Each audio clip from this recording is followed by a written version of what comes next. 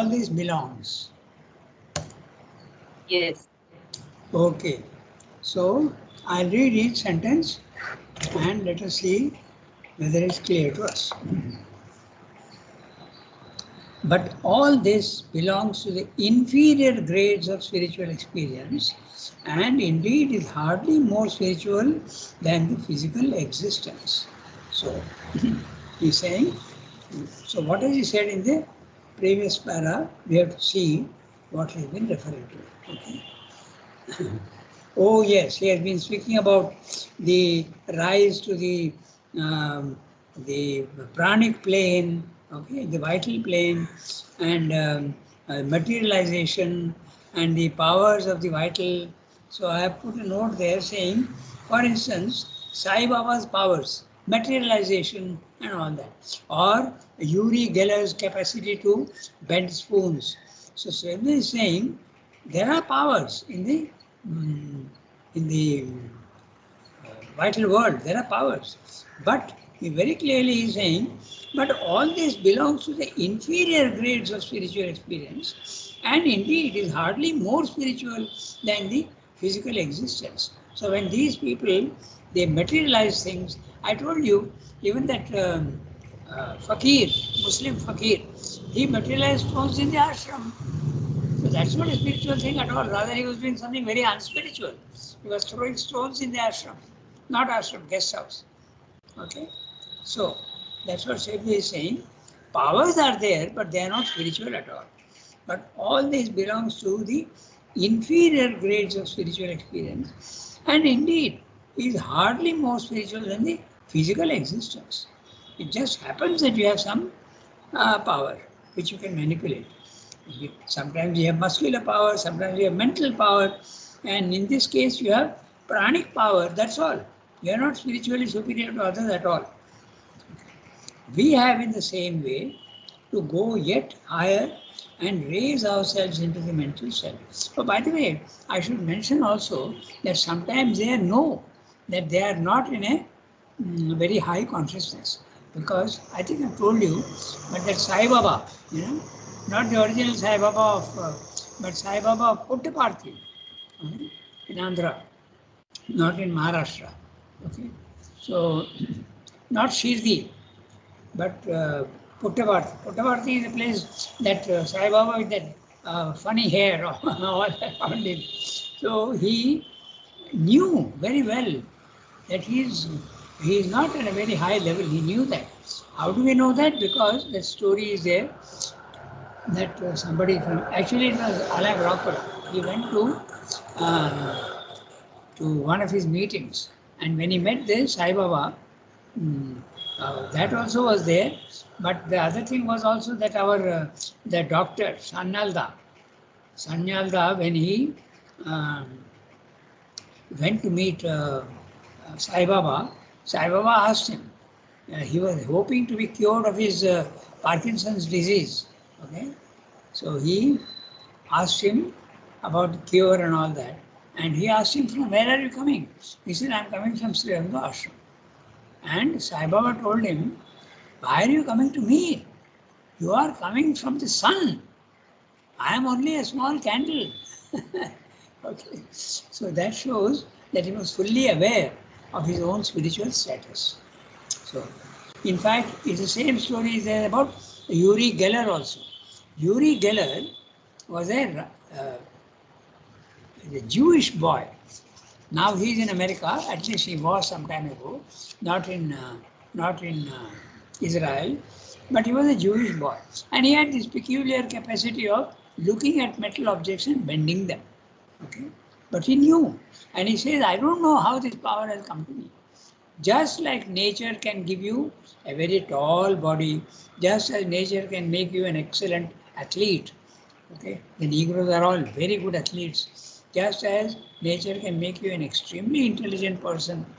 Okay, look at our small boy in Tamil Nadu, Pragyananda. Okay, he plays chess, and he's 16-year-old, but he has beaten Carlsen, world champion, not once, twice. So nature has given you this intelligence, nature has given you muscular power, nature has also given you this peculiar capacity of materializing things or bending spoons. That's all. So, I just mentioned that because I am just supporting what Sandra said, is hardly more spiritual than the physical existence. Now, I read the next sentence. We have in the same way to go yet higher and raise ourselves into the mental self. Now, he has discussed first the physical, then he has discussed the vital, and he has told you that there are certain powers there, and now he is going to the mental. Are there powers in mind also? Of course there are. So he will discuss that. We have in the same way to go yet higher and raise ourselves into the mental self, the mind plane of existence. By doing so, we can become the mental self. We can become the Manomaya Purusha. Okay? We can identify ourselves with the Manomaya Purusha. By doing so, we can become the mental self and draw up the physical and vital being into it. So, draw up the materiality of the life and the prana, the body, can be pulled up, as he is saying. And their operations become to us minor circumstances of our being used by the mind soul. Mind soul is the Manomaya Purusha. Remember, mind soul is an individual, which we now are for the execution of the lower purposes that belong to the material existence. When you are identified with your body, the body dictates terms C. When you are identified with your vital, the vital dictates terms C. When you are in the mind has a capacity to dominate over my body and vital. That's what Sandra is pointing out. The circumstances are being used by the mind soul, which we now are for the execution of its lower purposes that belong to the material existence. The mind starts controlling or dictating terms, not fully, but partially, to the body and the life, the vital.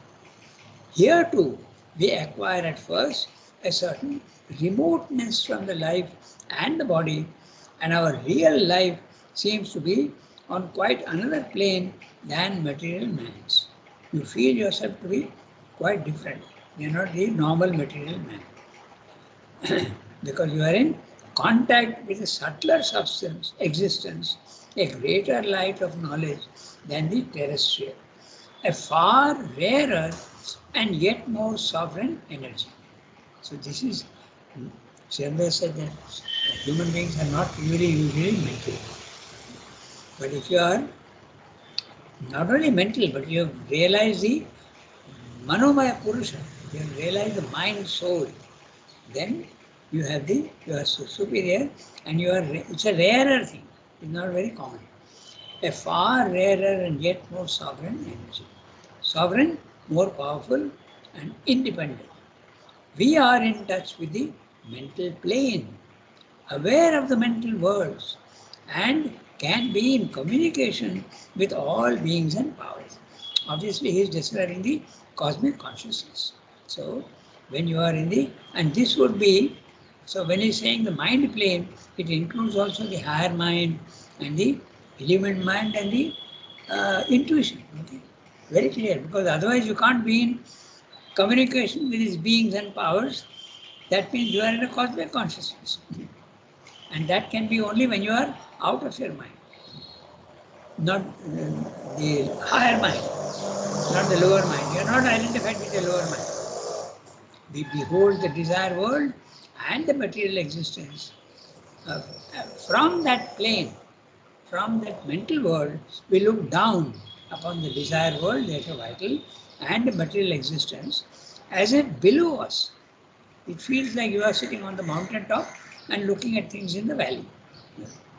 Things that we can cast away from us if we will, and in fact easily reject when we relinquish the body so as to dwell in the mental or psychical heavens. When you realize the cosmic consciousness, you have the power to get rid of the body. That is what yogis often did. Okay? Ichha mrityu. you just give up the body. Okay? They used to sometimes decide and even tell their disciples that I am going to give up the body. The famous case of Ramalingam is there. Ramalingam was very near, he was a saint in Tamil Nadu, and he used to live in a place quite near to Pondicherry, actually. It's the village on the way to Tanjavur. And he was there, and there is a small temple also built for him. He just entered into a room and gave up his body. Okay? He was there, and he even had glimpses of the they say his body disappeared, and in his place in the place where the body was there was a heap of flowers. These legends are very easily constructed by our Indian mind, but even if that is not true, he gave up the body willingly. Okay, Ichha Mrityu. So this is possible. In fact, that's what Vivekananda also did, if you remember. As soon as he realized who he was, okay, he identified himself with his higher being, he gave up his body, he spit it out, as he told his friend. He went in his subtle body and told his friend, I have spat out the body. So that power is there, that's what Swami is telling you. See carefully, we are in touch with the mental plane, aware of the mental worlds, and can be in communication with its beings and powers. Its beings of the mental world and the powers of the mental world. From that plane, we behold the desire world and the material existence as if below us, things that we can cast away from us if we will. Very, very clear. You have the power to throw away the body, right? And your vital. And in fact, easily reject when we relinquish the body so as to dwell in the mental or psychical heavens. And you can decide to even stay there permanently in the psychical and mental worlds. When you read the Ramayana and Mahabharata, very clearly, the many semi-divine beings, those rishis and all that, they often decide to live in these higher worlds, and they look down upon the achievements of the human beings.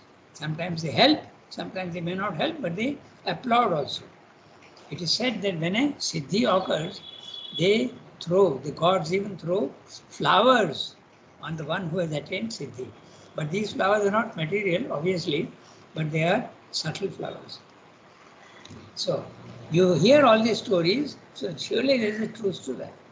From that plane, we behold the desire world and the material existence as if below us, things that we can cast away from us if we will, and in fact, easily reject when we relinquish the body so as to dwell in the mental or psychical planes.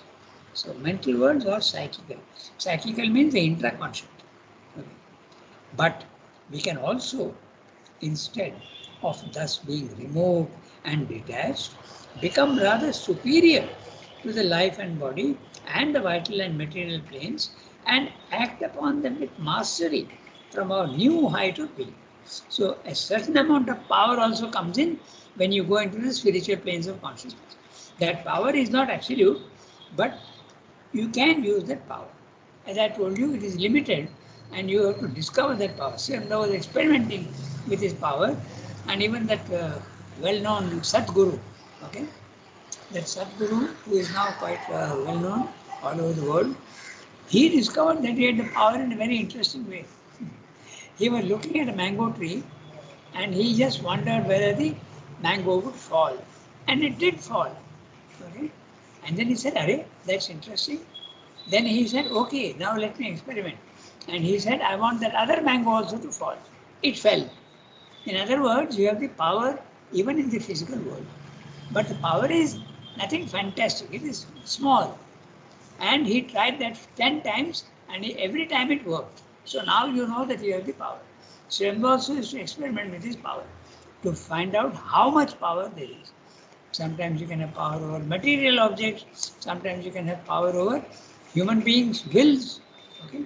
And sometimes, like Swami, you can have powers even over world events. All these things are possible. Okay? So Srimdu is saying that we become rather superior to the life and body and the vital and material planes and act upon them with mastery from our new height of being. Another sort of dynamics than physical or vital energy, something that we may call pure mind power and soul power, which the developed human being uses indeed, but derivatively and imperfectly. When we are using our intelligence, okay, we are using that, but we are at the lower level, we are in the lower hemisphere, but it's a mind power that we are using, but in a very distorted and limited way. But if you are in the second level of the mental worlds, you can use that power with will, but not like an intelligent person, only with difficulty. And I remember, I tell you about this power very interestingly. Once Sri was curing people, and someone asked him, "Are you using supramental power?" So Sri said, "No, I am using the mental power. I am using the spiritual power only." So there, even that has got so much capacity. So Sri was using mental power for that. So all these things that he noted, okay, uh, determining events in Turkey, determining events in the war, determining events in Russia, even in Ireland, he helped this infant movement.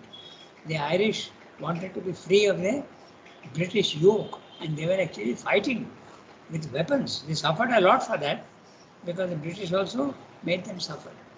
Not like in India, non-violent, but they resorted to violent means in Ireland. And they had to suffer for it. But Shamda was helping them. So, okay. Now, something that we may call pure mind power and soul force, which the developed human being uses indeed, but derivatively and imperfectly. But now we can use freely and with knowledge, becomes the ordinary process of our action, while desire force and physical action fall into a secondary place and are only used with this new energy behind them as its occasional channels. Not that you are not using your physical energy and your vital energy, but they are subordinate to the mental energy. That's the one that determines all these things. We are in touch and sympathy also with the mind in cosmos, the cosmic consciousness. Okay? Conscious of it, aware of the intentions, directions, thought forces, struggle of subtle powers behind all happenings. There you are. He's talking of events. Okay? And when you know the powers behind the events, you can manipulate the events through the power, which the ordinary man is ignorant of or can only obscurely infer from the physical happening, but which we can now see, actually see and feel directly before there is any physical sign or even vital intimation of their working. We acquire too the knowledge and sense of the mind action of other beings. We can read other people's thoughts and intentions, whether on the physical plane or on those above it. And the higher capacities of the mental being, occult powers or siddhis, but of a much rarer or subtler kind than those proper to the vital plane. So you have also occultism can start at the vital level, but it can also be there at the mental level and it is superior. The power increases in the mental world. Occult powers are siddhis, but of a much rarer or subtler kind than those proper to the vital plane. Naturally awake in our consciousness. All these powers come automatically into you. It's not that you try. When your consciousness is there in that world, the powers in that world are available to you. Just like if you are in a country, the laws of those country apply to you. So the powers also come automatically to you. That's what he said. It's a very interesting para where he has told you all the powers of the mind.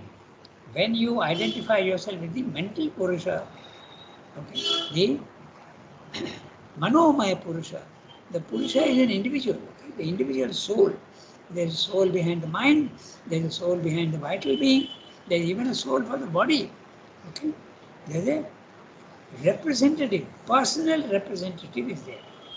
And when you do that, all the powers that are available to you in that plane become very, very clear to you. That's what they say. So, the chapter is the lower triple Purusha. He has dealt with the body, he has dealt with the vital and the mind. And there are certain powers in the vital world and there are certain powers in the mental world. Okay? So, we can go to the next para. We have plenty of time.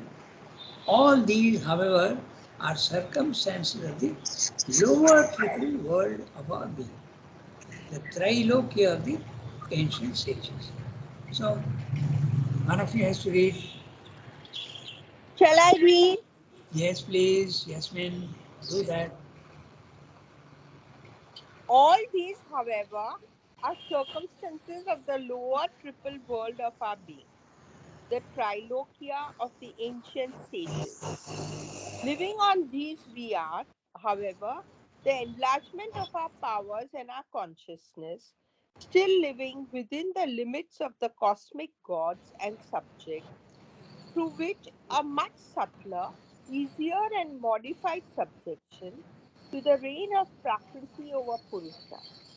To achieve real freedom and mastery, we have to ascend to a yet higher level of the many pleasured mountains of our being. Yeah. Very small para and the last para of the chapter. And he is going to tell you how we have to keep rising. So he has dealt in this chapter with the physical body, the vital body, and the mental body. Annamaya Purusha, Pranamaya Purusha, Manomaya Purusha. Or you can also speak of the Annamaya Kosha, the sheath, the body. Annamaya Kosha, Pranamaya Kosha, and the Manomaya Kosha. There is a substance. Kosha is a sheath. A sheath is a substance. And behind the substance is the Manomaya Purusha.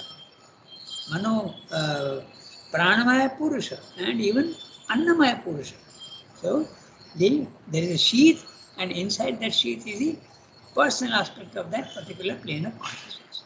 There is a physical being, and a vital being, and a mental being.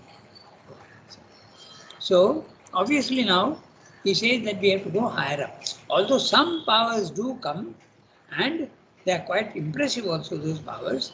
You can even start having some influence on your body and your vital. Okay, it's possible. But the next chapter is the ladder of self-centered, the ladder of self-transcendence. You have to go beyond the Trilokia. The Trilokia means the Bhuvar, Swar. These are all very general terms. Bhu is the physical world, Bhuvar is the intermediate world or the vital world, and Swar is the mind plane. Okay? Swar is the, or you can talk of it as the heaven. Okay? They often speak of it as the heaven. So, this is what he used to say. Now, the para that we read now is very clear. Okay, quickly I'll read each sentence and you see. All these, what are these? The physical plane, the vital plane, and the mental plane. All these, however, are circumstances of the lower triple world, which we call the lower hemisphere. So now we want you to climb to the higher hemisphere, not the highest. That is different again. That's the third level. So all these, however, circumstances of the lower triple world of our being. Bhuvar Swar, if you want, or body, individually, body, life, and mind. Body, vital, and mind. And if you want at the universal level, matter, prana, and mana. Whatever is there in the individual is also there in the universe, or rather the other way around. Whatever is there in the universe is there in the individual. The impersonal and the personal. The Trilokia of the ancient sages. Living on these, we are, whatever the enlargement of our powers and our consciousness, still living within the limits of the cosmic gods and subject, though with a much subtler, easier, and modified subjection, to the reign of Prakriti over Purusha. When you are in level 1, Prakriti has got absolute power over your Purusha. This, we are not even aware of our soul. We are aware only of our body, mind, life. But when you go to the higher planes of consciousness, as we are saying, the Trilokia, you are still in ignorance. In fact, Srila says even the higher mind, the overmind is ignorance. That means Prakriti is still having a hold on you, but much subtler. So, the planes, the spiritual planes of consciousness are the higher mind, where you feel that you are in a broad daylight. The candlelit room of the physical world disappears and you have a broad daylight. You can see things clearly. Then you go to the illumined mind, it becomes like light is being thrown on the objects and uh, the illumined mind and the intuitive mind, Srivanda says, is like lightning, so much brightness. Okay? And finally, when you go into the overmind level of consciousness, the Prakriti still has a hold on you. You are still in the ignorance. You see the many. You start seeing the one, but the many has still a hold on you. Only when you go into the supramental world, the Prakriti and Purusha become one. Each one helps the other. There is no ascendancy or primacy over one over the other. It is not like that. So this is what Sadhguru is saying. To achieve real freedom and mastery, we have to ascend to a yet higher level of the many plateau mountain of our being. So you can, he's giving you an image. It's like a mountain. The valley is the body, halfway up the mountain is the vital, and when you are standing on the mountain top, you are in the mental plane, but now you have to go even higher up. As you reach that, you see that there is no end to it. There are many, many plateaus even above that mind level. A plateau. Okay. Right. So, we've got plenty of time. I think we should start reading the next one. No? The ladder of self-transcendence. Now we are going to, so what exactly is going to say, we'll see. Because it could be rising into the supramental or it could be rising into the spiritual planes, the higher spiritual planes. So let us see what he has to say. So, Jasmine read. Now, Sunki can read today, I think. Yes, should I read? Yeah, read please. The ladder of self-transcendence. The transcendence of this lower triple being and this lower triple world, to which ordinarily our consciousness and its powers and results are limited. A transcendence described by the Vedic seers as an exceeding or breaking beyond the two firmaments of heaven and earth, opens out a hierarchy of infinitudes to which the normal existence of man, even in its highest and widest flights, is still a stranger. Into that altitude, even to the lowest step of its hierarchy, it is difficult for him to rise. A separation acute in practice through, though unreal in essence, divides the total being of man, the microcosm, as it divides also the world being, the macrocosm. Both have a higher and a lower hemisphere, the paratha and aparatha of the ancient wisdom. The higher hemisphere is the perfect and eternal reign of the spirit, for there it manifests without cessation or diminution its infinities, deploys the unconcealed glories of its illimitable existence, its illimitable consciousness and knowledge, its illimitable force, and power, its illimitable beatitude. The lower hemisphere belongs equally to the spirit, but here it is veiled closely, thickly, by its inferior self-expression of a limiting mind, confined life, and dividing body. The self in the lower hemisphere is shrouded in name and form. Its consciousness is broken up by the division between the internal and external, the individual and universal. Its vision and sense are turned out outward. Its force, limited by division of its consciousness, works in fetters. Its knowledge, will, power, delight, divided by its division, limited by this limitation, are open to the experience of their contrary or purpose forms, to ignorance, weakness, and suffering. We can indeed become aware of the true self or spirit in ourselves by turning our sense and vision inward.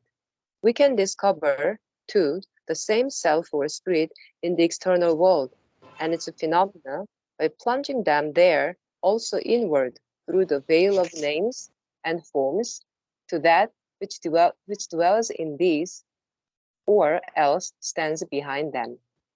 Our normal consciousness, through, through this inward look, may become by reflection aware of the infinite being, consciousness, and delight of the self, and share in its passive or static infinity of these things. But we can only, to a very limited extent, share in its active or dynamic manifestation of knowledge, power, and joy. Even this static identity by reflection cannot ordinarily be effected without a long and difficult effort and as a result of many lives of progressive self-development. For very, for very firmly is our normal consciousness bound to the law of its lower hemisphere of being. To understand the possibility of transcending it at all, we must restate in a practical formula the relations of the worlds which constitute the two hemispheres. Okay. Quite a big para, and he has given a lot of information. Okay. If we look into each sentence that he uses, we can expand on it into a paragraph actually.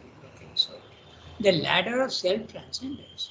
So, here he is talking only of two levels. He is not talking of three levels in a very general way. Like people say, the spiritual world and the physical world, spirit and matter, or if you want, heaven and earth. In a very, we are not speaking and making a great distinction between the gradations between the two. We are just saying up and down, spirit and matter, okay, in a very general way. So, parardha and aparardha.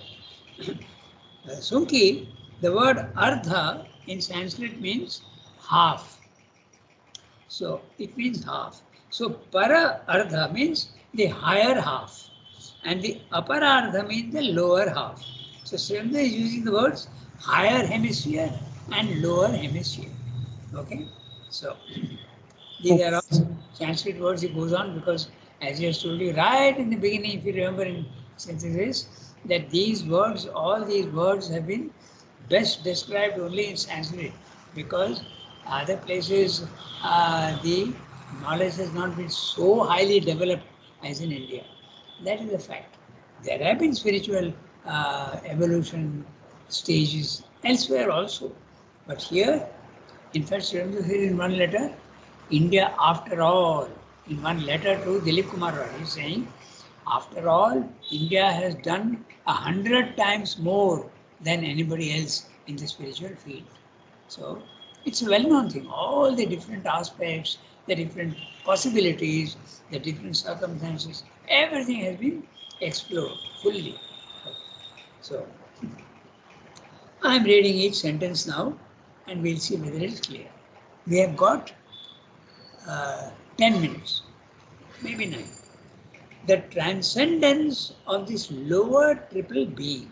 He is talking of level 1. Lower triple being, body, life and mind. And this lower triple world, So the lower triple being is the individual man, and the lower triple world is the universal matter, life and mind. One is universal, one is personal, individual. Okay? Lower triple being and the lower triple world. It is like the sea and the wave. The sea and the wave are really the same, but the wave is a form given by the sea. So the individual also exactly in the same way is formed by the matter, his body. The vital also is his own the prana. His vital is formed by the prana. His mind is formed by the universal mind plane. So this is the relation. He always talks of the two. They are connected intimately. This lower triple being and this lower triple world, to which ordinarily our consciousness and its powers and results are limited. Normally, we are limited only to our body, our vital and our mind. A transcendence described by the Vedic seers as an exceeding or breaking between beyond the two firmaments of heaven and earth. Heaven is the higher one, earth is the lower one. And the word firmament means sky. Okay? So you can use the word region if you want. The regions of heaven and the regions of the earth. This opens out a hierarchy of infinitudes. So now he is talking of the gradations between these two, the higher and the lower. As we said before, he is not very clearly defining, that comes later on, but he is just saying there is a hierarchy. A hierarchy is if you want what you call a pecking order, superior and inferior. There is a hierarchy of infinitudes to which the normal existence of man, even in its highest and widest flights, is still a stranger. We don't know the higher. He is referring to those things which are supermind and even above. They are completely, we have no idea of what is there. Into that altitude, even to the lowest step of its hierarchy, the lowest step of the hierarchy is the overmind consciousness. The lowest step of its hierarchy. It is difficult for man, for him to rise. Very difficult for him to rise. He could be meaning also the supermind, but I think because when he is talking of the lowest step, he is talking of the overmind. Because overmind is possible for human beings to get. Although it's difficult, it is possible. Supermind is very difficult. The lowest step of its hierarchy is difficult for him to learn. A separation, acute in practice, though unreal in essence, divides the total being of man. The microcosm, that's a man, the individual, as it divides also the world being, the macrocosm. There is in the universal planes of consciousness, there is a division. The plane of matter is quite different from the plane of energy or prana, and also the next one is the world of mind, okay, thought, capacity to think. So these are all different worlds, and man until now the evolution has allowed him to access these three worlds. That's why he has a body, a vital and a mind. It has to go yet further, but that's for the future.